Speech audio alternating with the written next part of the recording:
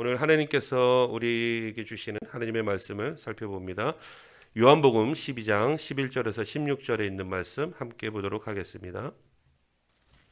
자, 화면을 보셔도 되고요. 우리 다 같이 합독합니다. 시작. 나사로 때문에 많은 유대인이 가서 예수를 믿음이러라. 그 이튿날에 명절에 온 큰 무리가 예수께서 예루살렘으로 오신다는 것을 듣고 종려나무 가지를 가지고 맞으러 나가 외치되 호산나 찬송하리로다. 주의 이름으로 오시는 이 곧 이스라엘의 왕이시여 하더라. 예수는 한 어린 나귀를 보고 타시니 이는 기록된 바 시온에 따라 두려워하지 말라. 보라, 너희 왕이 나귀 새끼를 타고 오신다 함과 같더라. 제자들은 처음에 이 일을 깨닫지 못하였다가 예수께서 영광을 얻으신 후에야 이것이 예수께 대하여 기록된 것임과 사람들이 예수께 이같이 한 것임이 생각났더라. 아멘. 자, 오늘 말씀드린 대로 종려주일이죠. 예수님께서 이제 예루살렘으로 입성하시는 바로 그 종려주일입니다. 지난 시간에 우리가 나사로의 죽음을 통해서 또 예수님께서 하시는 일이 무엇인가 그 목적에 대해서 우리가 또 보았었고요. 그래서 그 나사로 때문에 많은 유대인들이 예수가 누구신지 이제 분명하게 알고 이제 믿게 되었던 것이죠. 자, 그리고 오늘은 이제 예루살렘으로 입성하시는 그 길에 많은 사람들이 나와서 이제 환영의 인파들이 나와서 예수님을 환영해주고 또 예루살렘을 입성하시는 그 종려주일, 그 다음에 내일 월요일부터 이제 금요일까지 예수님께서 순환당하시는 그 고난 주간이 이제 시작됩니다. 먼저 종려주일의 이 유래를 좀 살펴보면요. 종려주일은 요한복음 12장 12절 13절에 기록되었듯이 예수님께서 작은 나귀 새끼를 타고 이제 예루살렘으로 입성하실 때 많은 사람들이 종려나무 가지를 꺾어와서 어떤 사람들은 이제 가시는 그 길 앞에 그 종려나무 가지를 쫙 펼쳐놓고 땅에 깔아놓고 그것을 밟고 지나가게 하시는 것이고, 또 어떤 사람들은 종려나무 가지를 손에 쥐고 흔들면서 호산나 호산나라고 이제 외치는 그 모습을 통해서 유래되었는데 바로 이날을 종려주일로 부르게 된 것입니다. 그런데 이날은 예루살렘에 예수님께서 입성하시는 그날에 예언됐던 것이 아니고요, 생겼던 것이 아니라 이미 구약 때부터 예언되어져 있었던 오늘 현장이라는 것입니다. 바로 구약의 스가랴 선지자를 통해서 약 540년 전에 예언되어진 이 현장이에요. 그래서 오늘 본문 14절 15절과 그 다음에 구약 성경 스가랴서 9장 9절을 우리가 한번 비교해서 보도록 하겠습니다. 한번 볼까요? 자, 요한복음 12장 14절에 보면 한 어린 나귀를 보고 타시니, 그리고 15절에 이는 기록된 바, 이 요한복음의 저자가 이제 이 스가랴서에 예언된 말씀을 인용해서 이제 기록하는 것이죠. 그 시온 따라 두려워하지 말라. 보라, 너희 왕이 이제 오시게 된 너희 왕이 나귀 새끼를 타고 오신다 함과 같더라라고 스가랴서 말씀을 인용해서 지금 기록하고 있습니다. 자, 그렇다면 스가랴서 구약에 있는 스가랴서 9장 9절을 볼까요? 자, 똑같이 시온에 따라라고 말씀하고 있습니다.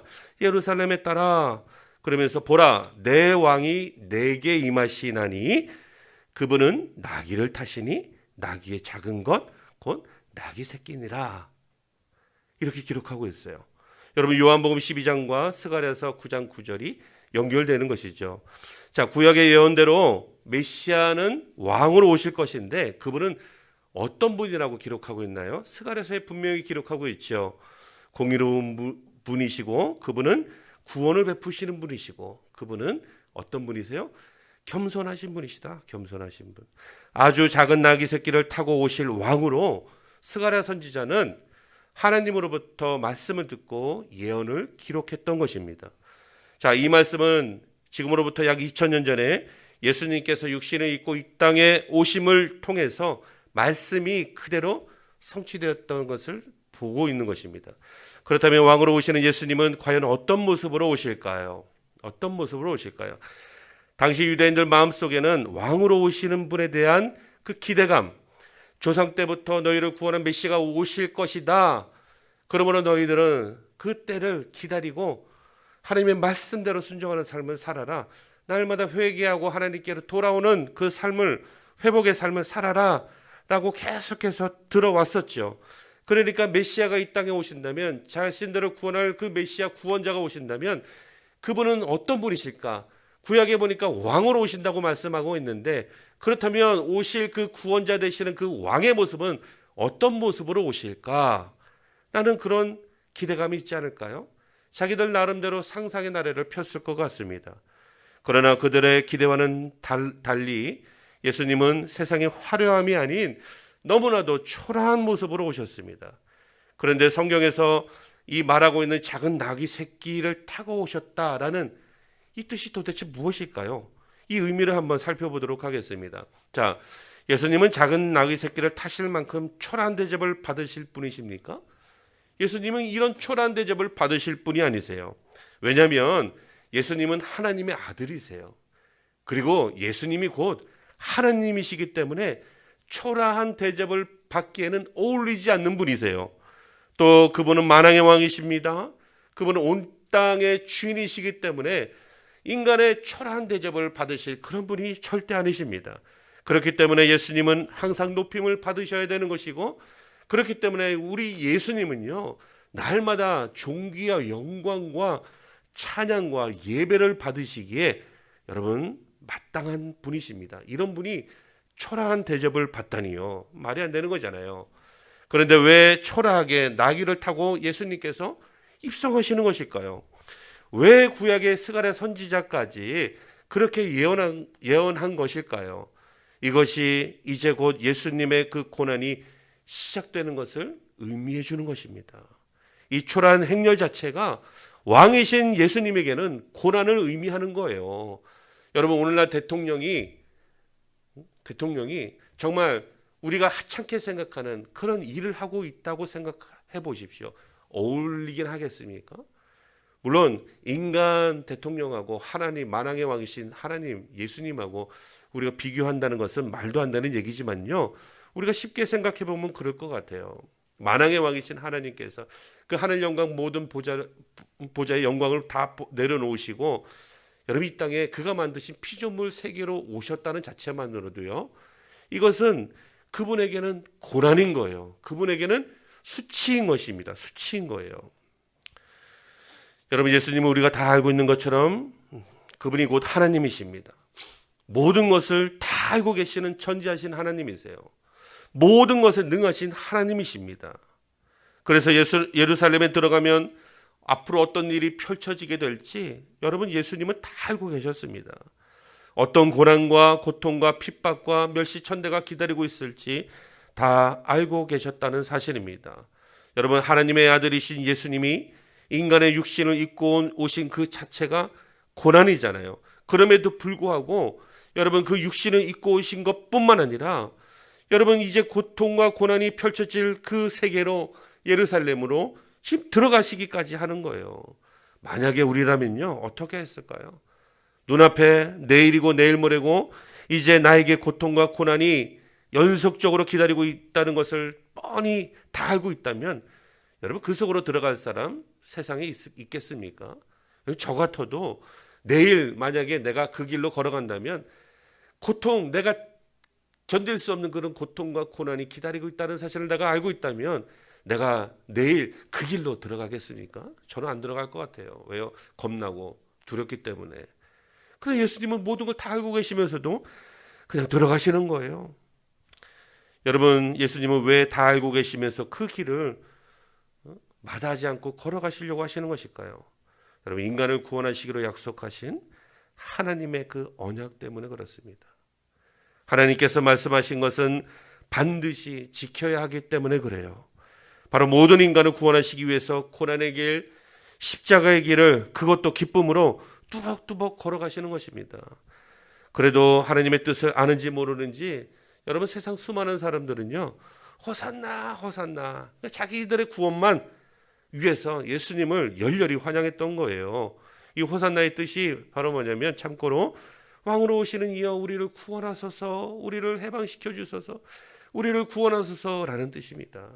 우리를 구원해 주소서. 예수님이 오신 예언대로 오시는 그 예수님 이제 오시니까 나를 구원해 달라고, 나를 구원해 달라고. 예수님이 어떤 길을 걸어가시는지 알지도 못하고요. 여러분, 당시 유대인들만 아니라 이방인들에게도 예수님의 소문이 널리 퍼졌죠. 좀 전에 우리 저번 주까지 들었던 나사로, 죽었던 나사로가 무덤에서 나사로야 나오너라 라고 예수님께서 선포하시니까 무덤에서 죽었던 자가 붕대를 칭칭 감고도 걸어 나왔잖아요. 그리고 붕대를 풀고 놓아서 자유롭게 다니는 것을 우리가 말씀을 통해서 보았습니다. 그런 소문들 때문에 여러분, 이방인들, 유대인들뿐만 아니라 이방인들에게도 이 예수님에 대한 소문이 다 퍼진 거예요. 그래서 예수님을 만나러 많은 사람들이 몰려들었습니다. 여러분, 이것을 지켜보았던 예수님의 제자들은 어땠을까요? 마음이. 내가 모시는 예수님이 와, 이제 세상적으로 완전히 인기 스타가 됐네. 여러분, 한국에 유명한 아이돌이 있잖아요. BTS. 전 세계 어디를 가나 BTS 그럼 다 하는 거예요. 다 하는 거예요.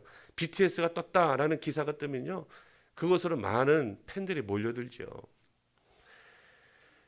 여러분, 제자들이, 많은 사람들이 예수님께로 몰려드는 것을 보고 마음에 들떴어요. 흥분했어요. 왜냐하면 지금까지 내가 따라다녔던, 내가 모셨던 이 예수님이 아주 유명해졌기 때문에 그래요. 유명해졌기 때문에. 자, 여기 속에서 제자들의 마음을 읽을 수 있는 것이요, 어떤 마음을 갖고 있을까요? 여러분, 겸손한 마음일까요? 여러분, 제자들은요, 예수님을 따라다니기만 하면 예수님이 왕으로 오르실 때 한 자리 차지할 수 있을 거라고 김칫국부터 마시고 있었다는 거예요. 그러나 예수님이 가는 그 길은 인간이 생각하는 길과는 전혀 다른 길이죠. 그 길은 영광의 길이 아니에요. 그 길은 고난의 길이고, 그 길은 고통의 길입니다. 그 길은 수치의 길이에요. 수치의 길. 그 길은 여러분, 죽음의 길이에요. 세상 사람들이 생각하는 영광의 기준점은 뭡니까? 사람들은 어떻게 생각해요? 내가 좀 더 높은 위치에 오르게 되면 오를 수 없는 데까지 내가 올라섰을 때 뭐라고 얘기합니까? 영광이라고 얘기하잖아요. 남들보다 더 높은 자리에 오르고 남들과 경쟁해서 이기면 그것이 자신에게 큰 영광이라고 생각합니다.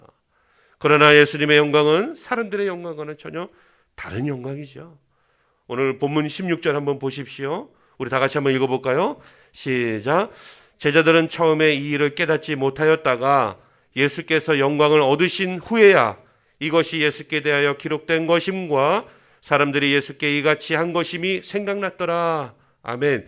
자, 예수께서 영광을 얻으신 후에야 라고 기록하고 있는데요, 이 예수께서 영광을 얻으신 후, 여러분, 그때가 언제일까요?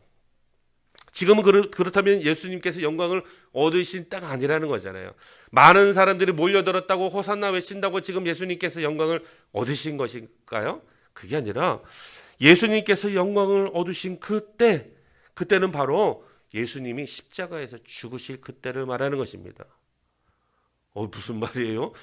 사람들이 생각할 때 영광이라 하려면 높은 자리에 올라갔을 때, 그렇죠? 그럴 때 영광인데, 성경에서 말하는 예수님의 영광을 얻으신 후라는 그때는요, 바로 십자가에서, 저주의 십자가에서 죽으실 그때를 영광을 얻으신 후라고 말씀하고 있습니다. 죄인된 우리가 당해야 할 그 인간의 고통, 아픔, 슬픔, 인생의 모든 질고를 다 당하시고 고난주간 동안에 다 당하시는 것이잖아요.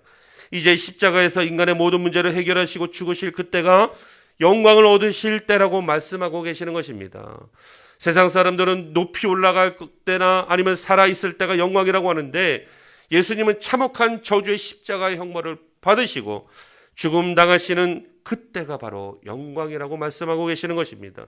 왜냐하면 예수님을 이 땅에 보내신 그 하나님의 뜻을 이제 십자가에서 죽으심으로 다 이루셨기 때문에 그때가 바로 예수님은 영광을 얻은 때라고 말씀하고 계시는 것입니다.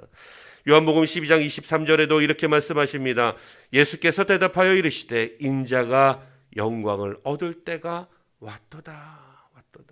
열렬히 환영하고 있는 사람들이 있을 때가 영광을 얻은 때가 아니라, 많은 사람들이 지기 싫어하는 그 십자가, 여러분, 그 저주의 흉악한 범죄자들이 달리는 그 십자가, 여러분, 그 십자가에 달려 돌아가실 때가 예수님은 영광을 얻을 때다 라고 말씀하고 계십니다. 하나님은 우리도 예수님처럼 영광을 얻기를 원하고 계세요. 여러분 무슨 말씀입니까? 아니 예수님이 얻으신 그 영광을 받으려고 우리도 똑같이 예수님이 지신 그 십자가에서 못 박혀 죽어야 한다는 말씀입니까? 그래야만 우리도 영광을 얻는다는 말씀이에요? 도대체 이 말씀이 무슨 말씀이에요? 여러분 우리는 예수님이 하신 일, 예수님이 지신 그 십자가 지고 싶어도 우리는 자격이 없어요. 그리고 우리는 그 십자가 질 수도 없는 존재입니다. 그렇다면 어떻게 해야 영광을 얻을 수 있을까요? 하나님이 나를 이 땅에 보내신 그 뜻이 무엇인지, 나를 보내신, 나를 구원하신 그것이 무엇인지, 또 나에게 주신 사명이 무엇인지 깨닫고 나에게 주어진 환경 속에서, 나에게 주어진 그 삶 속에서 하나님의 영광을 위해서 최선을 다하고 열심히 그냥 살아가기만 하면 되는 거예요. 그렇게 살아갈 때 하나님의 영광을 우리가 얻게 되는 줄 믿으시기를 축복합니다. 우리가 무엇을 해야만이 하나님의 영광을 얻는 것이 아니라는 사실이에요. 예수님은 제자들에게 자주 이런 말씀을 하셨습니다. 마가복음 8장 31절, 마가복음 9장 31절, 또 10장에도 동일한 말씀이 있는데요. 어떤 말씀이냐면 화면 한번 보십시오. 인자가 많은 고난을 받고, 고난을 받아야 된다. 제자들에게 영광을 받아야 된다 이 말씀이 아니라요. 나는 고난을 받아야 된다. 나는 고난을 받아야 된다. 그리고 사람들에게 버림받되고 내가 죽임을 당하고 사흘 만에 내가 다시 살아나야 할 것을 예수님께서는 가르쳐 주셨다는 거예요. 9장 31절에도 똑같은 말씀이 있죠. 인자가 사람들의 손에 넘겨져 죽임을 당하고 죽은 지 3일 만에 살아나리라, 이런 것을 가르쳐 주셨다는 거예요. 예수님께서 마가복음 8장 9장 10장에서 자신의 죽음에 대해서 3번이나 말씀하셨습니다. 왜 그렇게 반복적으로 말씀하셨을까요? 여러분 예수님의 죽음이 인류 역사에 있어서 가장 중요한 사건이기 때문에 그렇습니다. 그런데 이렇게 반복해서 가르쳐 주셨음에도 불구하고 제자들의 반응은 어떻습니까? 33절에 보니까 그러나 제자들은 이 말씀을 깨닫지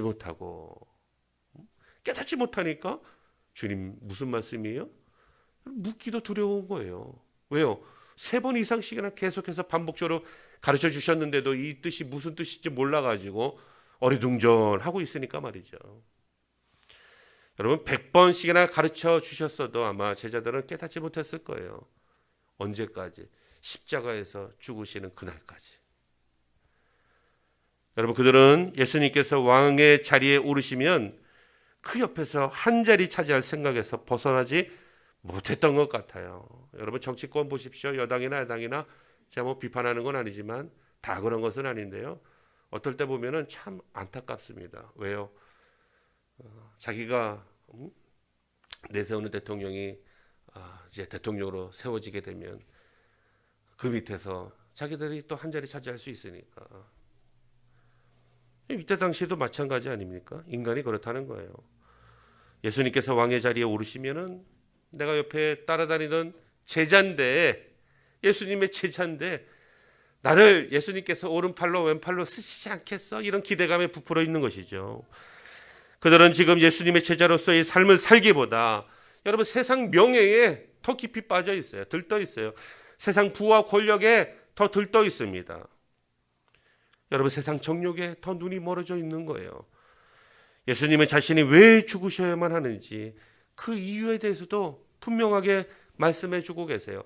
마가복음 10장 45절에 이렇게 말씀하고 계십니다. 자, 다 같이 한번 읽어봅니다. 시작. 인자가 온 것은 섬김을 받으려 함이 아니라 도리어 섬기려 하고 자기 목숨을 많은 사람의 대속물로 주려 함이니라. 대속물로.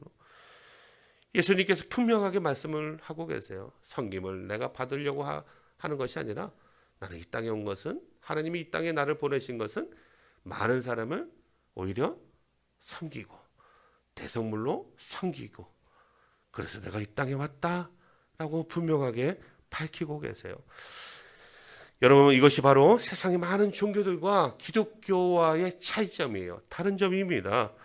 여기서 대속물이라는 뜻 여러분 잘 알고 계시지만 무슨 뜻입니까? 노예나 그 당시에 죄수가 있었죠. 그들을 여러분 풀어주려면, 자유를 주려면 어떻게 해야 돼요? 대가를 지불해야 되는 거예요. 여러분 대가를 지불하고 그 노예의 주인에게서 대가를 주고 그 노예를 사오는 것을 말하는 것입니다. 여러분 엄청난 비용을 지불하거나 그들의 빚을 대신 갚아주어야지만이 그들이 노예에서 풀려날 수 있었고요, 죄수에서 해방될 수 있었다는 거예요.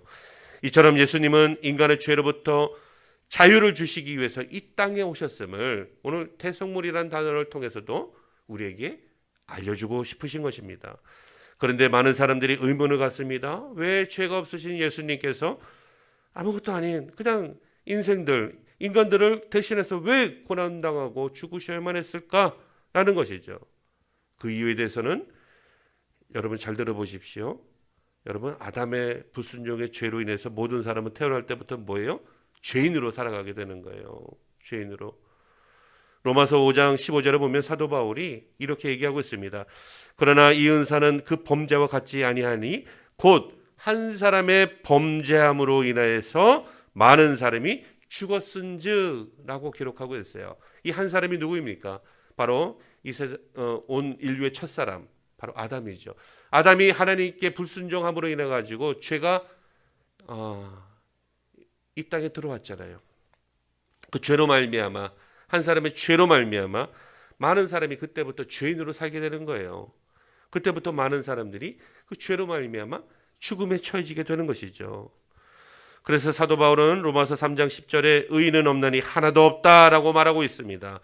또 로마서 6장 23절에 죄의 삭은 사망이다라고 기록하고 있는 거예요. 죄는 반드시 심판받고 형벌받아야 되는데 그 결과가 그냥 법정에서 얘기하고 있는 무기징역 30년 이 언도되는 것이 아니라요, 그 결과는 죽음이라는 거예요. 죽음, 사망이라는 것입니다. 여러분 하나님께 범죄하면 반드시 죽게 되어져 있다. 아담이 범죄함으로 반드시 죽게 되어져 있다.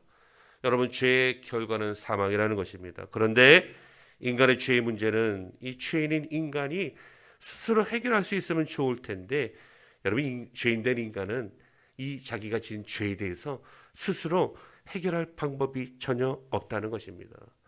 그래서 인간들은 지금까지 영원히 살고 싶은 욕망이 있죠. 영생의 그 신비, 나는 죽기 싫어, 죽음이 두려우니까 영원히 살고 싶은 거예요. 그래서 죽음을 피할 수 있는 여러 가지 방법들을 찾아 다녔고 찾아보았고 연구를 해봤습니다. 그러나 지금까지 살아있는 옛날 사람은 여러분 단 한 명도 이 땅에 존재하지 않는다는 사실이에요.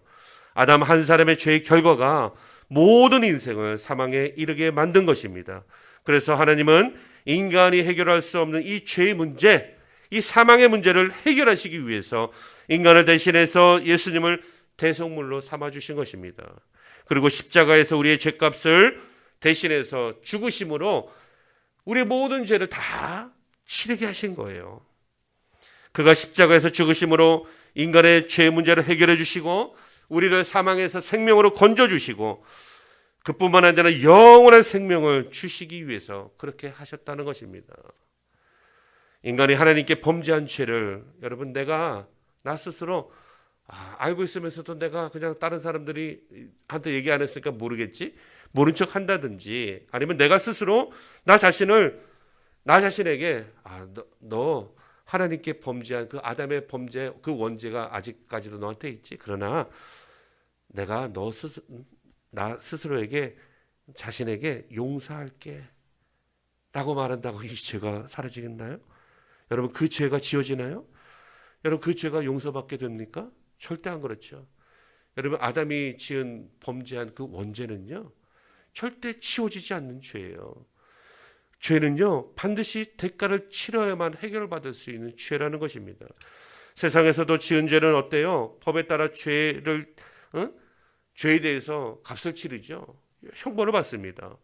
여러분 형벌을 받으면 세상 죄는 해결되어져요. 그러나 하나님께 지은 인간의 죄는요 그 대가가 사망이에요. 모든 사람은 다 죽어야만 해결되는 문제라는 것입니다.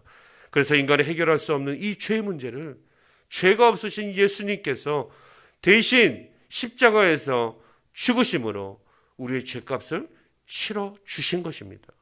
그래서 요한복음 12장 24절에 자 우리 다 같이 한번 읽어볼까요? 내가 진실로 진실로 너희에게 이르노니 한 알의 밀이 땅에 떨어져 죽지 아니하면 한 알 그대로 있고 죽으면 많은 열매를 맺느니라 라고 말씀하고 계시는 것입니다. 예수님은 한 알의 밀알이 땅에 떨어져 죽으면 많은 열매를 맺는 것처럼 자신이 죽어야지만이 많은 영혼의 열매를 맺는다라고 비유적으로 말씀하고 계시는 거예요. 이 말씀의 의미는 자신이 곧 달리게 될 십자가에서 죽음이 많은 사람들을 구원의 길로 인도하게 될 것을 비유적으로 말씀하고 계시는 것입니다. 세상 사람들이 모두 자신들이 원하는 그 자리에 서고 싶어 하죠. 그 자리에 서고 싶어 할 때, 그 자리에 올라가고 싶어 할 때 예수님은 누구도 원하지 않는 고통의 자리를 바라보고 계셨다는 사실이에요.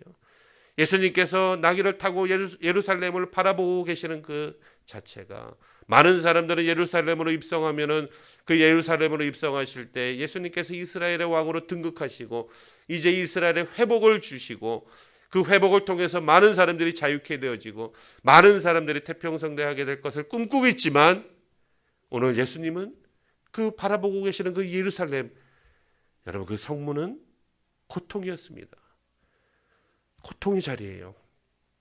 여러분, 우리가 있어야 할 저주의 자리에, 그 십자가의 자리에 우리 주님이 대신 계셨고요, 예수님이 계셔야 할 그 영광의 자리에 저와 여러분들을 앉혀주셨다는 사실입니다. 자리를 바꿔주신 거예요. 영광의 자리와 저주의 자리를 예수님께서 바꿔주셨다는 사실입니다. 예수님의 시선이 머무른 곳은 어떤 곳일까요? 영광스럽고 화려한 곳이 아니에요. 예수님의 시선은 죄로 죽어가는 불쌍한 영혼들에게 그 시선이 머물러 있다는 사실입니다. 그리고 우리를 구원하시기 위해 오늘도 그 길을 계속해서 걸어가고 계시는 것입니다. 그 길을 우리 예수님은요, 우리에게 그 십자가의 길을 같이 걸어가자라고 오늘도 말씀으로 우리에게 권면하고 계시는 것입니다. 사랑하는 성도 여러분, 오늘은 예수님께서 예루살렘으로 입성하시는 종료주일입니다. 예수님의 이 고난이 없다면 이사야서에서 말씀과 또 구약의 스가랴서의 그 예언의 말씀이 당연히 없죠. 여러분, 이사야 선지자가 예언한 말씀이 뭔지 아십니까? 53장 5절에 있습니다. 다 같이 한번 이 말씀도 읽어봅니다. 시작. 그가 찔림은 우리의 허물 때문이요, 그가 상함은 우리의 죄악 때문이라. 그가 징계를 받음으로 우리는 평화를 누리고 그가 채찍에 맞음으로 우리는 나음을 받았도다. 우리가 받을 징계를 예수님께서 대신 받으심으로 우리가 평화를 얻었다. 우리가 받아야 할 채찍을 예수님께서 대신 맞아주심으로 우리가 나음을 입었다. 우리가 져야 할 그 십자가, 아무도 지고 싶지 않은 그 저주의 십자가, 그 참혹한 십자가에 예수님께서 우리를 대신해서 치심으로 우리는 죄사함을 받고 우리는 구원을 받게 되고 우리는 예수님이 받으실 그 영광을 우리가 받게 되었다라는 사실이에요. 기독교는 다른 종교와 달리 여러분, 인간이 신을 위해서가 아니라 신이 인간을 위해서 하신 일의 그 결과로 말미암아 인간이 천국 갈 수 있는 길을 열어주신 유일한 종교라는 사실입니다. 신이 인간을 찾아온 종교 본 적 있습니까? 오늘도 예수님은 우리를 찾으시고 또 찾으시고 그 만남을 계획하고 계십니다. 하나님과의 그 교제를 위해서 예수님은 우리를 찾으시고 또 찾고 계신다라는 사실이에요. 그분은 지금도 우리 가운데 살아계십니다. 그분은 예나 지금이나 영원토록 변함없이 살아계신 하나님이십니다. 그분이 먼저 우리를 찾아서 이 땅에 육신의 몸을 입고 오신 것이에요. 하나님과 인간 사이에 죄로 막혔던 그 담을 모두 헐어버리시고 하나님께로 갈 수 있는 유일한 길을 열어주셨습니다. 그분은 우리가 살아갈 길을 만드시고 새 길을 열어주신 하나님이십니다. 우리에게 영원한 살 소망길을 열어주셨습니다. 앞이 캄캄했던 우리 인생길을 여러분, 예수 믿으면 환하게 빛을 비춰주시는 거예요. 인생의 모든 막혔던 문제들을 예수 믿는 그 순간에 다 해결해 주시는 것입니다. 새 길을 열어주셨습니다. 예수님을 믿지만 그런데 어떻게 살아가야 할지, 여러분, 막막한 내 삶에도 길이 되어주시고 소망이 되어주셨다는 거예요. 그분의 그 길은요, 여러분, 생명의 길입니다. 그분의 그 길은요, 승리의 길이요, 부활의 길이에요. 그분의 그 길은 여러분, 영원한 천국 가는 길입니다. 그분은 기적의 하나님이시요 치료의 하나님이시요 그분은 우리의 아바 아버지 되시는 사랑의 하나님이십니다.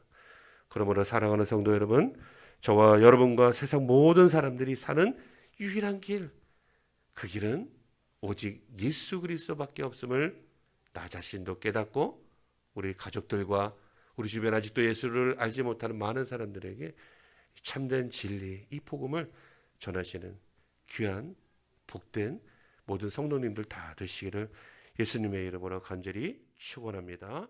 우리 이 시간에